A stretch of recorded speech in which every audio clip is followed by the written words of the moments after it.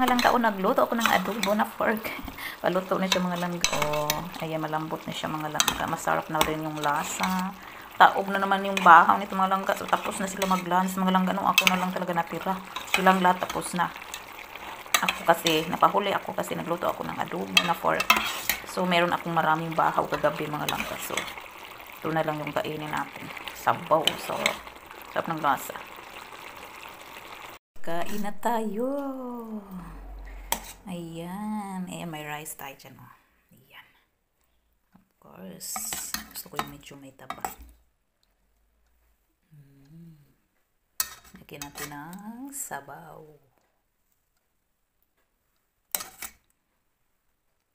Sarap nito mga langga.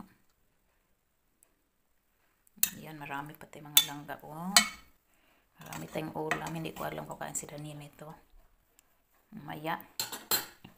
So, kain na tayo mga langga. Ano pang hinihintay natin? Ayan, kain na tayo mga langga. Sarap nito mga langga. So, nag-jacket ako mga langga kasi malamig talaga. Kahit may araw sa labas, malamig. Oh, why you crying? Nagtirito ka manang kasi mama squatting sa kanang naman. Sus, kinoo ko kung ano. Oh, may tirito ipon puro mo si mama. Manang ka mo nakuman si mama kagama. Kaya nakuha mi si mama. What time na? 1:30 na.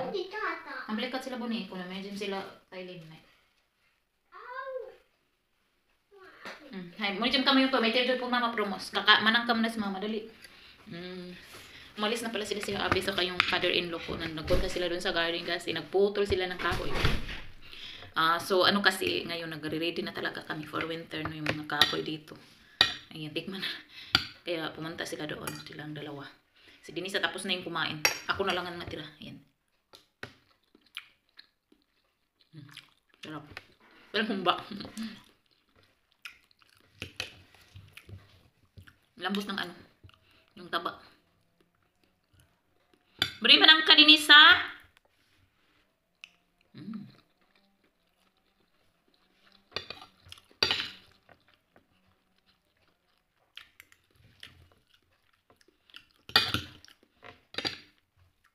Ang mahal ng kahoy dito to, mga langka, bang tayo kumakain.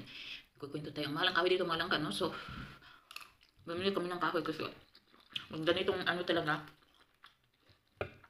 nag-prepare na kami ng mga kahoy, ng mga food for winter.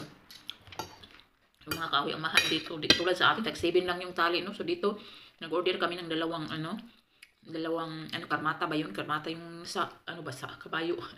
Yung karmata yung tinatawag sa atin, isang ganyan. Dalawa, 280 euros. So, kinonvert ko sa ano mga langga. Kinonvert ko sa piso. Ang laki. Almost 18k. Kaya kamahal sa atin. Kinukuha lang yung mga kahoy. Malayo kasi yan galing sa bundok pa yung mga kahoy. Kaya galing dito mahal na talaga. Kulang pa talaga yung dalawang karmata.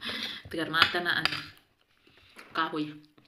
So, si Dani nandun sa sa garden kasi may walnuts doon namatay ba. Sobrang laking puno. Minutol nila. Ang dagdag na rin yun. Pero kulang pa rin yung bibili pa kami ulit.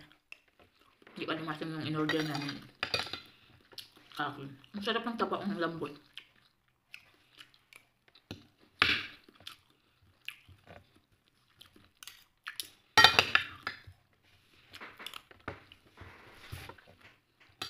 Bakit ito?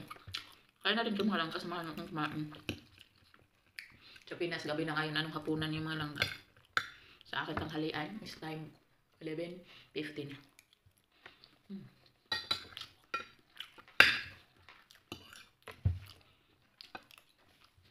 Yung mangga ako mga langka.